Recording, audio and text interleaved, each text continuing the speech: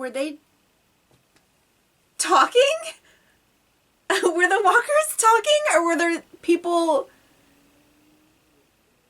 like disguised as walkers, like in, you know, like you cover yourself with walker guts and then you can, you know, hide yourself? Like, were there people walking, hiding in the herd? This episode just kept surprising me.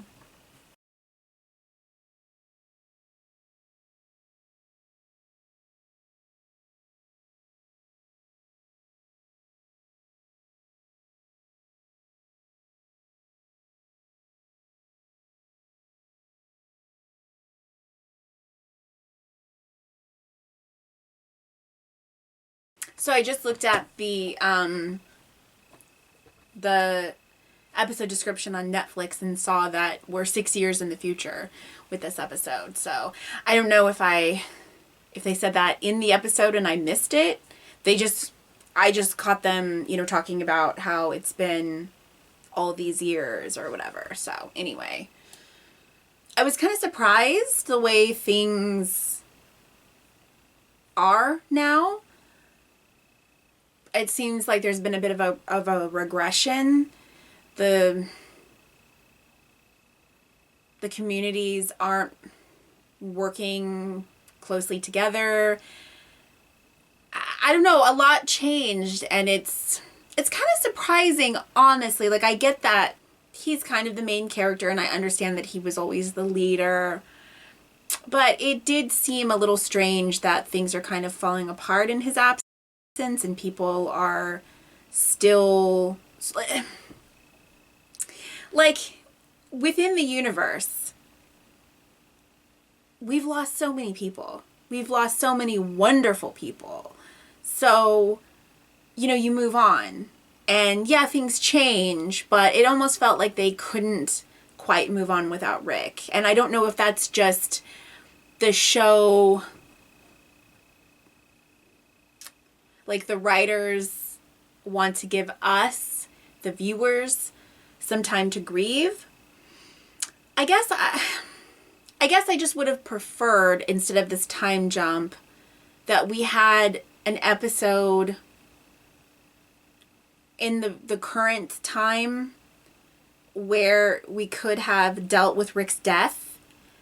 We could have seen everybody grieve, and then when we jump into the future, people can actually move on.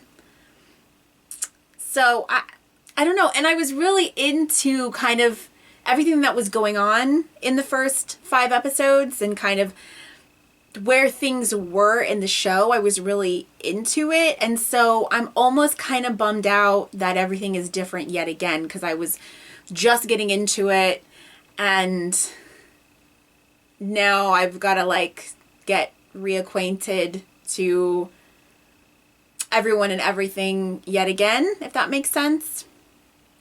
And I was especially surprised that Michonne didn't seem to be doing very well,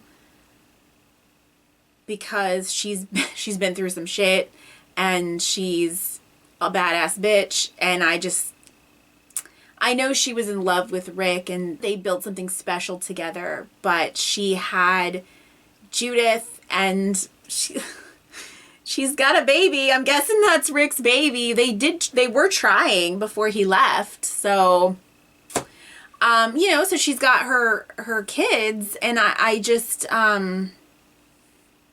don't know. Anyway, I don't need to go over it anymore. I was just kind of surprised.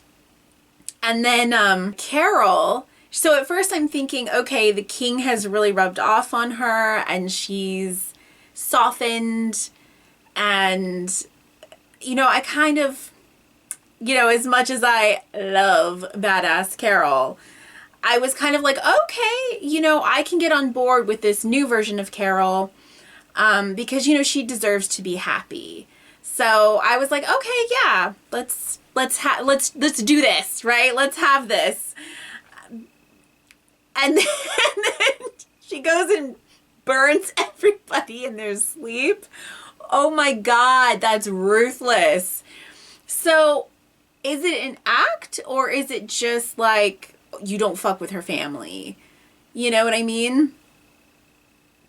Like, you don't fuck with the people that she loves. But Henry kind of got on my nerves kind of a lot. And I have a bad feeling. And I don't want him to die because Carol has lost too many children. So, but yeah, he really got on my nerves a lot. So, but a kid who did not get on my nerves was Judith. I thought she was adorable. That little actress was so good. She was so good. I would watch a whole show just about Judith. Like, they could just do a spinoff about Judith, and I'm here for it. She, I think, embodies the best qualities of Carl and Rick. And I love it. I thought she was so cute in her little outfit with her cowboy boots and Rick's old hat, Carl's old hat. So I'm happy that they seem to have got a really good little actress who is not going to be a pain in the ass because, you know, child actors. Especially on this show. You know, kids on this show are usually just kind of annoying. So I was really pleased. And I like this new group. Although I do have to say that I want them to focus on people we know. You know, can we flesh out people that we know? Like, I want to know more about Jerry. You know, he had a girlfriend or a wife or something 6 years ago. Does he still? And just, you know, a lot of these people that have been around for a long time, but we're not fleshing them out and we're just introducing more people. But I did like this group a lot.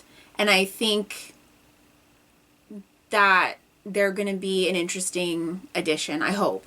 I mean, it seems like they were just kind of, their purpose was to act as kind of the audience insert. You know, to kind of, like, they're getting to know this community and we're getting to know the community, the new version of this community through them.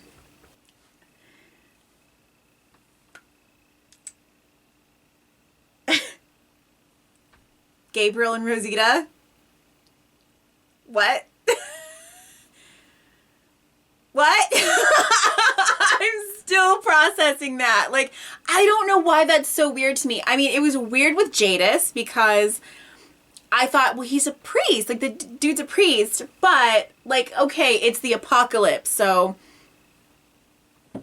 I don't know why that bothers me. I guess, and he did say that he's, like, Episcopalian or something like that. Like, he's not a Catholic priest, so he's not celibate. So I was like, okay, you know, all right. But the whole time, like, I personally never knew that there were priests that weren't Catholic. So I just thought that they were celibate. And, like, he was still wearing the collar and everything. And so I'm like, okay.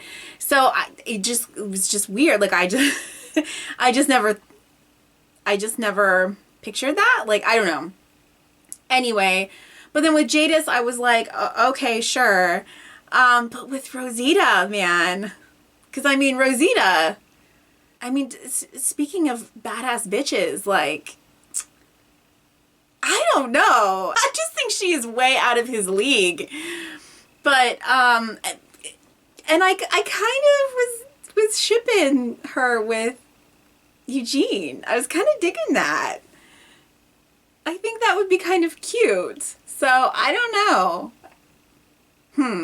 I'm gonna have to take a moment to get used to all that. But I really like, both Eugene and Gabriel's character development a lot. They've both come a long way. And I like that the doctor, Sadiq, I like that he's getting some screen time. That's another character that was introduced, but we don't know much about. I would really like to know more about him. I'd like to get to know that character. Judith and Negan. I loved that. I loved it. And, you know, the funny thing is, I was watching that scene, I was kind of loving Negan in that scene, but I feel like I was just watching Jeffrey Dean Morgan and like just loving him. But I have decided that I'm going to forgive Negan for what he did to Glenn and Abraham, and I'm ready to give him a second chance. Because that was so cool. That was adorable. And you get the impression that they do that all the time, that she sits on those steps and he helps her with her homework. And I kind of love it. And he seems to be doing much better. So, you know, is he just in that cell all the time? Does he get exercise? Does he ever get sunshine? I mean, that would break you after all those years. Before, when he was crying over Lucille, he seemed a bit too broken for it to have only been like a year and a half. So I was expecting him to be like a complete mess and just a shell of a person. But he actually seemed kind of almost back to his old self. In a good way, though, hopefully. So, yeah, I'm really interested in Negan, too. So, yeah, it was a solid episode. It was a solid reintroduction. I didn't absolutely love it, but there were things that I loved. There were some surprising moments. And, yeah. Oh, and then, yeah, that scene at the end. Those people hiding with the walkers, like, are they headed to Alexandria? Like, are they they're not part of that group, right? The new group? Because that would be terrible. Anyway, yeah, I'm looking forward to where the show goes next. All right, I think I've rambled quite enough. Thanks so much for watching. I'll see you next time. Bye!